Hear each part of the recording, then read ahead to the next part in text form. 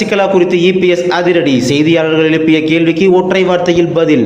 சமீபத்தில் நடைபெற்ற மக்களவைத் தேர்தலில் அதிமுக 40 தொகுதியிலும் படுதோல்வி அடைந்தது. இது கட்சியின் தொண்டர்கள் மத்தியில் மிக பெரும் சோகத்தை ஏற்படுத்தியது. இந்த சூழலில் அதிமுகவின் பிரிந்துள்ள தலைவர்களை ஒருங்கிணைக்க முன்னாள் நிர்வாகிகள் முயற்சி மேற்கொண்டு வருகின்றனர். இந்த சூழலில் சென்னை போயஸ் கார்டனில் நிருபர்களை சசிகலா சந்தித்தார். அப்போது அவர் அதிமுக 3வது மற்றும் 4வது இடத்திற்கு சென்றதுக்கு யார் காரணம்?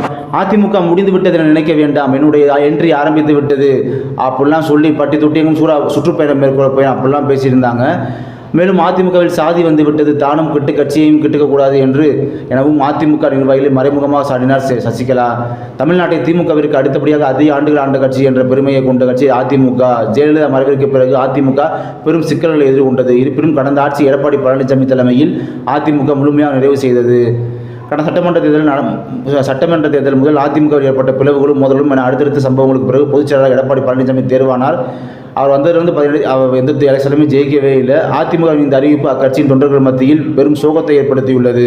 அதாவது விக்கிரவாண்டிய தேர்தலில் போட்டியிடப் போவதில்லை என்று அதிமுக அதிரடி அறிவிச்சாங்க பார்த்தீங்களா, அதுதான் பார்த்தீங்கன்னா மத்தியில் தொண்டர்களிடையே ரொம்ப சோகத்தில் இருக்காங்க.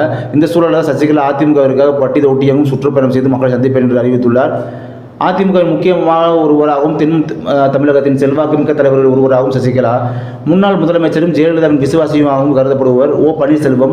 இவர்கள் இருவரும் தற்போது அதிமுகவில் இல்லாத அக்கட்சிக்கு பெரும் பின்னடைவாக உள்ளது. சசிகலாவிற்கு பக்கபலமாக இருந்த தினகரன் அமமுக என்ற தனிக்கட்சியாக தொடங்கிவிட்டார். இந்த சூழலில் அதிமுக மீண்டும் பலம் பெற எடப்பாடி பழனிசாமி, ஓ பன்னீர்செல்வம், சசிகலா ஆகியோர் இணைய வேண்டும் என்ற அக்கட்சியின் தொண்டர்கள் வேண்டுகோள் விடுத்து வருகின்றனர். சசிகலா பட்டி தொட்டியெங்கும் சென்று மக்களை சந்திப்பேன் என்று கூறியதால் அவர் விரைவில் தமிழ்நாடு முழுவதும் சுற்றுப்பயணம் மேற்கொள்ள இருப்பது தெரிய வந்துள்ளது. இப்போது எவரது பயணம் எப்போது என்பது இந்த தகவலும் வெளியாகவில்லை.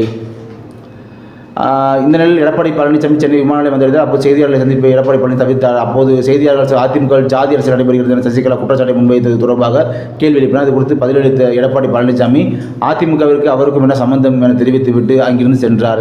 சசிகலா குறித்த கேள்விக்கு எடப்பாடி பழனிசாமி அளித்திருக்கும் பதில் அரசியல் வட்டாரத்தில் பரபரப்பை ஏற்படுத்தியுள்ளது.